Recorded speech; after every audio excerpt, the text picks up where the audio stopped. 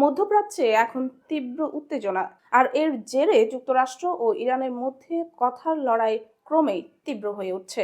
এই প্রেক্ষাপটে ওয়াশিংটন মধ্যপ্রাচ্যে নিজেদের সামরিক উপস্থিতি বাড়ানোর ঘোষণা দিয়েছে। দক্ষিণ চীন সাগর থেকে শক্তিশালী একটি ক্যারিয়ার স্ট্রাইক গ্রুপ সরিয়ে আনা হচ্ছে মার্কিন সেন্ট্রাল কমান্ডের আওতাধীন অঞ্চলে। সেই বিশাল সামরিক বহরের কেন্দ্রে রয়েছে মার্কিন নৌবাহিনীর অন্যতম ভয়ঙ্কর রণতরী ইউএসএস আব্রাহাম লিঙ্কন একা আসছে না, এর সঙ্গে রয়েছে একাধিক অত্যাধুনিক গাইডেড মিসাইল ডেস্ট্রয়ার এবং অন্তত একটি পরমাণু শক্তিচালিত অ্যাটাক সাবমেরিন। সামরিক বিশ্লেষকদের মতে এটি ইরানের প্রতি একটি স্পষ্ট সতর্কবার্তা।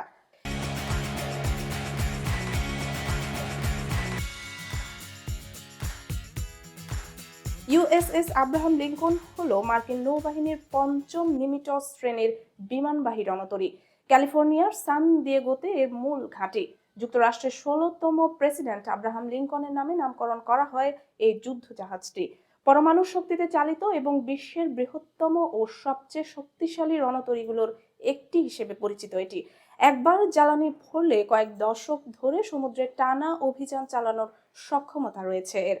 মূলত যুক্তরাষ্ট্রের মূল ভূখণ্ড থেকে হাজার হাজার কিলোমিটার দূরে বসেই শত্রুপক্ষের উপর ভয়াবহ আঘাত হানার জন্যই এই ক্যারিয়ারগুলো তৈরি করা হয়েছে।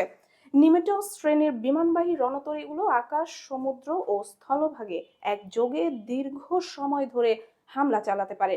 ফলে মিত্র দেশগুলোর নিরাপত্তা নিশ্চিত করা এবং হঠাৎ সৃষ্ট যে কোনো হুমকির দ্রুত জবাব দিতে এগুলো পেন্টাগনের প্রধান ভরসা।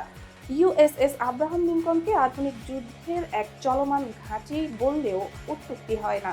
প্রায় ১,০০,০০০ টন ওজনের এই বিশাল জাহাজে একসঙ্গে ৫ থেকে ৮,০০০ নাবিক ও সামরিক সদস্য অবস্থান করতে পারেন। এই রণতরীর সবচেয়ে বড় শক্তি এর বিমানবহর। জাহাজটির ডেকে মোতায়েন থাকে প্রায় ৭০টি অত্যাধুনিক যুদ্ধ বিমান, যার মধ্যে রয়েছে F-35C স্টিলথ ফাইটার ও FA-18 সুপার হর্নেট। দিন কিংবা রাত যে কোনো আবহাওয়ায় এসব বিমান শত্রুপক্ষের আকাশসীমা ভেদ করে নির্ভুল হামলা চালাতে সক্ষম। শুধু তাই নয়, এই ক্যারিয়ার স্ট্রাইক গ্রুপের সঙ্গে থাকা ডেস্ট্রয়ার ও সাবমেরিনগুলো থেকে একযোগে প্রায় ১,০০০ টমাহক ক্রুজ মিসাইল ছোড়া সম্ভব, যা কয়েক ঘন্টার মধ্যে একটি দেশের সামরিক অবকাঠামো কার্যত অচল করে দিতে পারে। সামরিক বিশেষজ্ঞদের মতে যুক্তরাষ্ট্র ও ইরানের মধ্যে যদি সরাসরি যুদ্ধ শুরু হয়, তবে তার প্রভাব হবে ভয়াবহ ও সুদূর প্রসারী।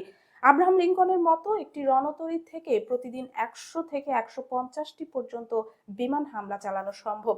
এসব হামলার মূল লক্ষ্য হতে পারে ইরানের বিমান ঘাঁটি, ক্ষেপণাস্ত্র উৎক্ষেপণ কেন্দ্র, নৌঘাঁটি এবং গুরুত্বপূর্ণ পরমাণু স্থাপনা। বিশেষ করে সাবমেরিন থেকে ছোড়া টমাহক মিসাইল দিয়ে ইরানের অভ্যন্তরে সুনির্দিষ্ট লক্ষ্যবস্তুতে আঘাত হেনে দেশটির সামরিক কমান্ড ও নিয়ন্ত্রণ ব্যবস্থা ভেঙে দেওয়ার সক্ষমতা রাখে এই নৌবহর। এমন পরিস্থিতিতে ইরানের নৌবাহিনী ও বিমান বাহিনী বড় ধরনের বিপর্যয়ের মুখে পড়তে পারে। পাশাপাশি দেশটির অর্থনীতির প্রাণকেন্দ্র তেল ও গ্যাস স্থাপনাগুলো গুরুতর ঝুঁকিতে পড়বে।